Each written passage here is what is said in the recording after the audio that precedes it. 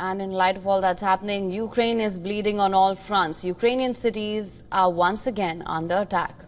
And these, of course, attacks are coming from airstrikes to ground offensives from all directions. Moscow is waging a war of exhaustion, and Ukraine is now fighting to hold the line. As the battlefield burns, the US rushes fresh weapons into the conflict, hoping it's not too late. More in this next report. Take a look.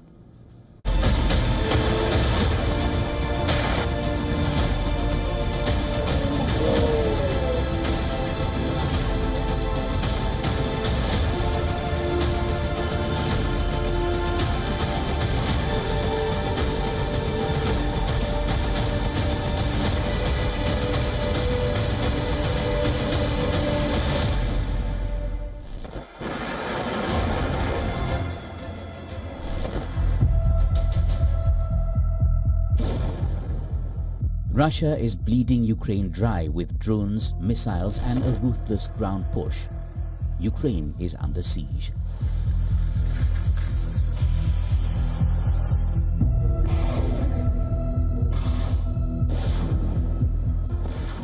Russian firepower rains down across the country, missiles by night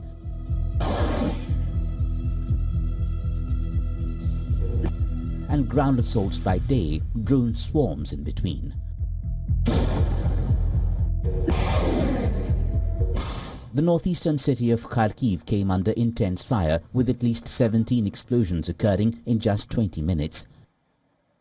The attack comes a day after US President Donald Trump warned that Russian President Vladimir Putin has 50 days to strike a peace deal or face stiff tariffs from Washington.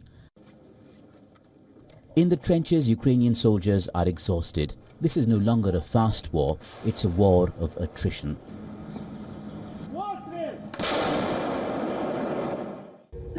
Russia has been stepping up its summer offensive campaign, claiming more ground in eastern Ukraine while pounding it with combined drone, artillery and missile strikes. Ukrainian soldiers share their anguish. Too many words have been promised by Trump. In my personal opinion, he is probably the most unstable person the U.S. has ever had. He says one thing, then changes his mind a week later and says something else, and gives people false hope. That's definitely good. The only problem is that I'm worried that it might not be possible to provide such a huge amount of resources so quickly. But the more, the better. The more damage we inflict on them, the sooner they will have at least some desire to end the war.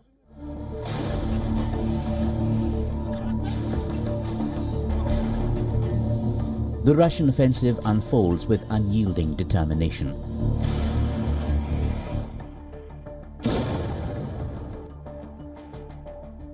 Russian forces are closing in on the eastern strongholds of Pokrovsk and Konstantinivka in the Donetsk region, methodically capturing villages near both cities to try to cut key supply routes and envelop their defenders in a slow offensive that has unfolded for months.